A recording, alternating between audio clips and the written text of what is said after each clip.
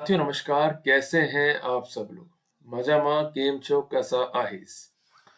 साथियों, आज के अध्याय में हम लोग एक important judgment honourable supreme court का पढ़ेंगे, जिसके तहत हम ये जानेंगे कि कैसे एक व्यक्ति पर आपराधिक मामला चला और वो अल्टीमेटली एक्विटल हुआ और उसका प्रभाव डिपार्टमेंटल प्रोसीडिंग्स में पड़ा। साथियों, आप सबने ये जरूर पढ़ा होगा कि अगर डिपार्टमेंटल प्रोसीडिंग से आप एग्जोनरेट हो जाते हैं, मींस कार्रवाई ड्रॉप हो जाती है, तो उसका असर क्रिमिनल केस पे पड़ सकता है। बाद में जूरिस्प्रूडेंस चेंज हुआ, बट अब जो है चीजें काफी उलट हो गई है। अब ये निकल के आया है कि अगर क्रिमिनल केस से एक्विटल होता है और उसी फैक्ट्स पर डिपार्टमेंटल प्रोसीडिंग है, तो डेफिनेटली उसका फायदा जो है आपको मिलने वाला है। तो पूरा मामला क्या है ये हम समझेंगे विस्तार से, जजमेंट क्या है ये हम समझेंगे विस्तार से। पर ये जजमेंट किन किन के लिए फायदा दे सकता है उनको आप नोट कर लीजिए। वो कैटेगरी है एंटी करप्शन केसेस, और दूसरा है केसेस अंडर आईपीसी, जहां पर आप लोग फंस जाते हैं। जिन फैक्ट्स पर आप पर क्रिमिनल केस चला है उसी फैक्ट्स पर आप पर डिपार्टमेंटल प्रोसीडिंग चलती है। अगर आप क्रिमिनल केस से बरी हो गए हैं और डिपार्टमेंटल प्रोसीडिंग से आप हार गए हैं, तो उस क्रिमिनल केस के जजमेंट का जो फायदा है आप ले सकते हैं और रिट पिटिशन में जाकर आप जो बेनिफिट्स हैं, जिसे हम कहते हैं कॉन्सिक्वेंटल बेनिफिट्स, उसको भी जो है ऑब्टेन कर सकते हैं। तो साथियों, एक एक बात को हम खुल के समझेंगे, एक एक बात को हम नोट डाउन करते हुए चलेंगे। सबसे पहले आपको नाम नोट करना है जजमेंट का। जजमेंट है ऑनरेबल सुप्रीम कोर्ट का, सिविल अपीलाट जुरिडिक्शन के तहत जो है ये जजमेंट पारित किया गया है। सिविल अपील नंबर है 7935/2023, रामलाल बनाम स्टेट ऑफ राजस्थान, इस जजमेंट का नाम है।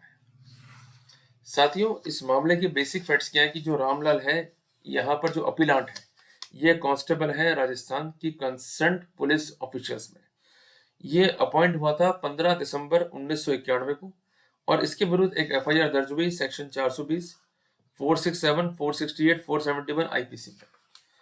जिसके बाद ये अल्टीमेटली जो है चार्जशीट हुआ बाय डिपार्टमेंटल ऑल्सो, जिसको हम कहते हैं इनिशिएशन ऑफ डिपार्टमेंटल प्रोसीडिंग, और ये कार्रवाई स्टार्ट हुई 2 अप्रैल 2003 को। दोनों ही प्रोसीडिंग्स में मींस चाहे डिपार्टमेंटल इंक्वायरी हो चाहे फौजदारी कार्रवाई हो, एलिगेशंस बिल्कुल एक जैसे हैं कि आपने डेट ऑफ बर्थ में जो है अल्ट्रेशंस किया है। आपकी जो डेट ऑफ बर्थ है वो है 21/4/1974, जिसको आपने कर दिया 21/4/1972। साथ ही सबसे इंपॉर्टेंट बात यहाँ पर जो मेजर आरोप है कि इस क्राइम का मोटिव क्या है, कि आपने इसलिए करा है क्योंकि आपको अटेंड हो जाए मेजोरिटी और आप इजीली इस रिक्रूटमेंट के लिए एलिजिबल हो जाए। जब अपीलांट पे चार्ज लगे तो उसने इस चार्ज को जो है डिनाई किया, और उसने ये कहा कि ये चार्ज जो है गलत है, क्योंकि मैंने यहाँ पर कोई भी मैनिपुलेशंस नहीं करे, कोई फॉर्जरी नहीं करी है, और जो भी डॉक्यूमेंट मुझे मिला इन ड्यू कोर्स, मैंने वही का डॉक्यूमेंट जो है पेश कर दिया है, और मेरी डेट ऑफ बर्थ जो है वो है 21/4/1972। साथियों, इस मामले में विटनेसेस जो है एग्जामिन हुए डिपार्टमेंटल प्रोसीडिंग्स में भी और क्रिमिनल केस में भी। और सबसे इंपॉर्टेंट बात कि लगभग लगभग गवाह जो है वो सिमिलर थे डिपार्टमेंटल इंक्वायरी के और कोर्ट प्रोसीडिंग के। जो इंक्वायरी ऑफिसर था डिपार्टमेंटल प्रोसीडिंग का, उसने चार्ज को माना प्रूव, जिसके अगेंस्ट इसने अपील भी करी, और वो अपील भी जो है वो डिसमिस हो गई।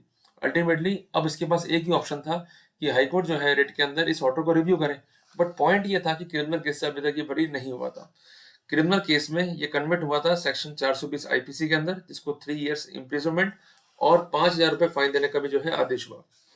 अल्टीमेटली ये सेशंस कोर्ट में गया, और 24/8/2007 को कंसर्न कोर्ट ने इसको जो है एक्विट कर दिया। अब सारे चार्ज इसके विरुद्ध खत्म हो चुके थे जो क्रिमिनल प्रोसीडिंग्स में लगाए गए थे। इसने उसके बाद जो है अपना एक ज्ञापन दिया, इसको आप नोट कर लो, जो कि अक्सर आप गलती करते हो और आप मुझसे पूछते हो कि भाई हमें क्या करना चाहिए। तो इसने क्या किया कि he has submitted the representation for his reinstatement. Clear हो गया आपको कि रीइंस्टेटमेंट करने के लिए इसने अपना सबमिशन दिया, और ये ऐसा इसलिए करा है क्योंकि लंबे टाइम बाद अगर आप कोर्ट में जा रहे हो तो आपको लिमिटेशन का पॉइंट भी देखना होता है, और डिले क्यों हुई है ये कारण भी देना होता है। तो फ्रेश कॉज ऑफ एक्शन बनाने के लिए इसने ऐसा किया। उसके बाद इसने रिट फाइल किया कि जो ऑर्डर ऑफ डिसमिसल है उसको क्वेश्चन किया जाए, और ये ऑर्डर था 2004 का, तो ये करीबन करीबन 4 साल बाद गया है। तो इसने ये सेटिस्फैक्टरी रीजन दिया कि मैं इतने लंबे टाइम तक क्रिमिनल केस को फेस करता रहा, क्रिमिनल केस से एक्विटल हुआ, मैंने अपना ज्ञापन दिया, वो ज्ञापन में खारिज हो गया। Now I am left with no remedy except to move before the honourable court. साथियों, यहाँ पर जो हाईकोर्ट जज साहब थे उन्होंने ये केस जो है खारिज कर दिया। उनका कहना यह था कि standard of proof in the criminal proceeding is quite different from departmental proceeding. Court ने कहा कि कोई भी इन्फॉर्मेटी नहीं है डिपार्टमेंटल प्रोसीडिंग में और अपील जो है अल्टीमेटली यहाँ पर खारिज कर दी गई। अब यहाँ पर कोर्ट को यह देखना था कि अगर क्रिमिनल कोर्ट का फैसला है तो क्या उसे कंसिडर करते हुए हम डिपार्टमेंटल प्रोसीडिंग्स को ड्रॉप कर सकते हैं। साथियों, इस केस में कोर्ट ने सबसे पहले कोर्ट किया लीगल पोजीशन को। लीगल पोजीशन क्या है कि कोर्ट ने कहा कि जो रिट की पावर है खासकर डिपार्टमेंटल प्रोसीडिंग्स के अंदर वो काफी लिमिटेड है। कोर्ट को सिर्फ इतना सा एग्जामिन करना है कि जो भी प्रोसीडिंग्स हुई है बाय डिसीजन मेकिंग प्रोसेस वो लेजिटिमेट है या इलेजिटिमेट है। और कोर्ट ने यहाँ पर रेफर किया the case of honourable supreme court, जिसका साइटेशन है state bank of India versus AGD Reddy 2023 volume number 11 scale page number 530। और इसके अलावा union bank of India versus Vishwanath का जजमेंट भी जो है काफी इंपॉर्टेंट है, उस पर भी जो है रिलाई किया गया, जिसका साइटेशन है 2022 वॉल्यूम 13 SCC पेज 329। कोर्ट ने कहा कि mere acquittal by the criminal court will not confer on employ a right to claim the benefit of reinstatement, जिस कारण ऑनरेबल कोर्ट ने deputy inspector general of police के निर्णय पर जो है निर्भर किया, जिसका साइटेशन है 2013 वॉल्यूम 1 SCC पेज 598। सबसे इंपॉर्टेंट बात है कि इस केस में स्थितियां जो है काफी अलग कोर्ट ने मानी, जिसको हम कहते हैं diversion from the original root.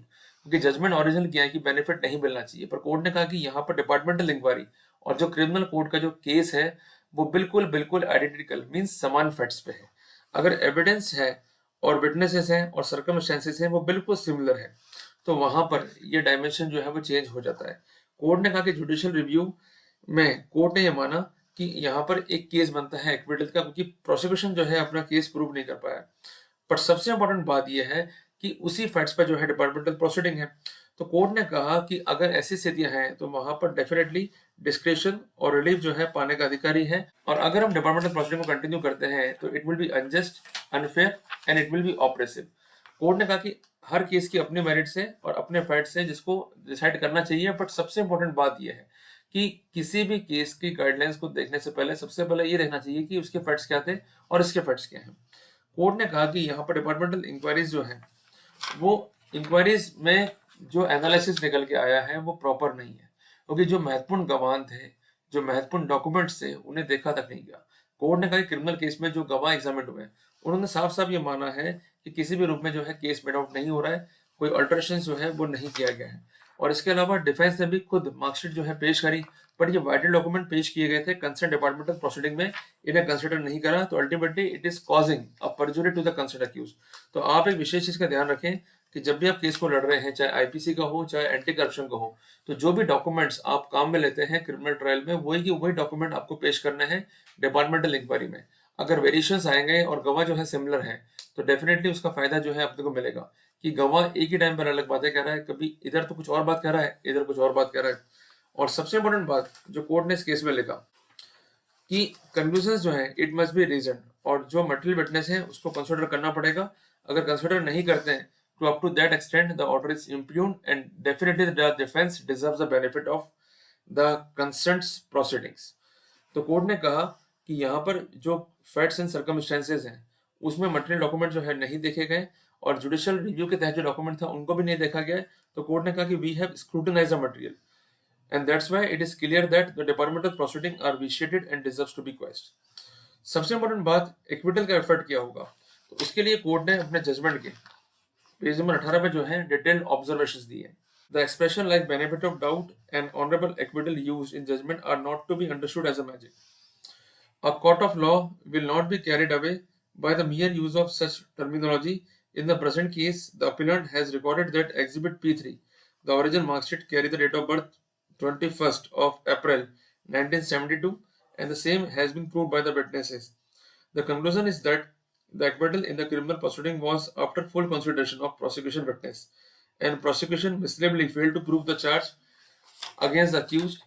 तो कोर्ट का ये कहना यह है कि जुडिशियल रिव्यू किसी सब्सटेंस का अगर हो गया है और उसमें कोर्ट ने माना कि ऑफेंस मेड आउट नहीं हो रहा, तो वहां पर कोर्ट का जो रवैया था वो काफी महत्वपूर्ण है। कोर्ट ने एंटायर एविडेंस को एग्जामिन करते हुए ये माना कि प्रोसिक्यूशन फेल रहा है to prove the guilt of the concern accused. सबसे इंपॉर्टेंट बात यह है कि ऑनरेबल एक्विटल और बियॉन्ड रीजनेबल डाउट ये कंसेप्ट ऐसे हैं जो कि यूजुअली नहीं किए जाते हैं। यूज केवल इतना ही लिखा रहता है कि संदेह से परे प्रमाणित नहीं किया गया है, तो वहां पर ये टर्मिनोलॉजी जो है यूज में नहीं भी ली गई है, तब भी जो कंसर्न जजमेंट है जो कि जुडिशियल रिव्यूज का आउटकम है उसको जो है देखा जाना चाहिए। तो कोर्ट ने कहा कि जो अपीलेंट कोर्ट की फाइंडिंग है ये इंडिकेट करती है कि चार्ज जो है प्रूव नहीं हुआ है। तो इस कंडीशन में हम ये कह सकते हैं कि चार्ज जो है वो डिस्प्रूव्ड है by the side of prosecution. जब कोई फैक्ट जो है वो डिस्प्रूव हो रहा है तो इसका मतलब वो एग्जिस्ट नहीं करता है या उस पर किसी भी रूप में जो है बिलीव नहीं कर सकते, जिस संबंध में इंडियन एविडेंस एक्ट में स्थितियां जो है स्पष्ट की गई हैं। A fact is said to be not proved when it is neither proved not disproved.